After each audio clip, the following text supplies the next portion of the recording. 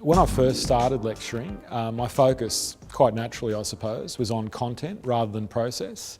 And it took me some time to realise that effective process feeds content. Nowadays, I try and treat each lecture as though it's a large workshop. What do you reckon? Yeah, why's that? I also teach in a senior level seminar-based unit, a small unit, and what I try and do is apply as many of the techniques and activities that I use in that unit to my first year lectures. He tries to explain it in a way student will understand it rather than in a way that the lecturer thinks student will understand it. So he's coming from student perspective rather than a lecturer perspective.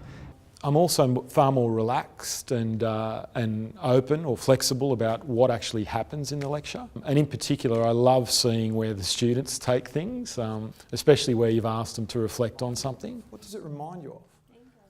Sorry? Mean Girls. Mean Girls.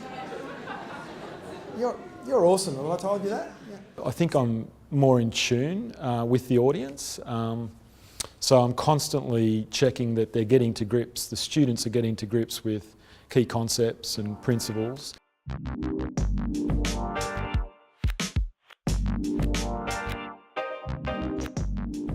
Now, I'm going to show you the ad in a moment, the TV commercial, and I'm going to hear what you have to say about it. But in the ad itself, So I chose the PepsiCo clip, firstly to contextualise the PepsiCo decision and the principles from that decision, but also to give the students an example, a topical, interesting example that they can relate to on a very personal level. Pepsi ran a promotional campaign encouraging consumers to collect Pepsi points.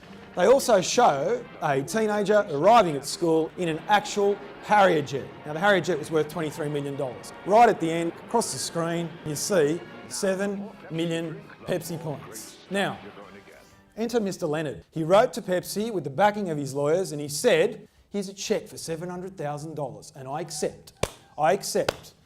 And he argued that they'd made him an offer and that was his acceptance. Now they rejected that and so did the court. The court held that no, this was all done in jest, the TV commercial was just puffery and therefore there was no offer, there was no concluded agreement because there was nothing for you to actually accept. All right guys, I want you to look to your left, look to your right, grab someone around you, behind you, in front of you, whatever it may be, and let's make lots of noise guys and I want you to discuss this and I'll come back to you. So let's go for it. We all learn in very different personalised ways, and I think that something as simple as incorporating a YouTube clip can really give that personalised learning experience. But also, I think it can help bring home issues that are difficult for less experienced learners to conceptualise. He has a good way of bringing relatable videos into his lectures, like he's been known to show clips of The Simpsons, and yeah, it makes it a lot easier to grasp those complex topics.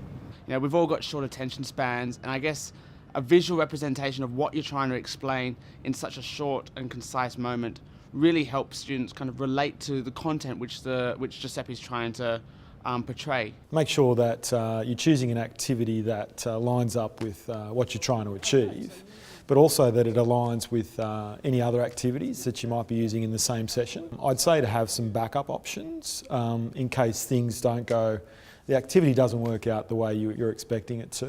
Don't be afraid guys, honestly. Okay, that's the vast majority, wow. If you are willing to take a risk and things happen to go pear-shaped, if you're then able to go to stay cool with it and recover with an option B, the students will actually take to option B. Giuseppe was the best lecturer I've ever had in Sydney Uni. For that semester that I was doing Giuseppe, my overall marks has actually increased just by actually going to his lectures and listening to what he has to present.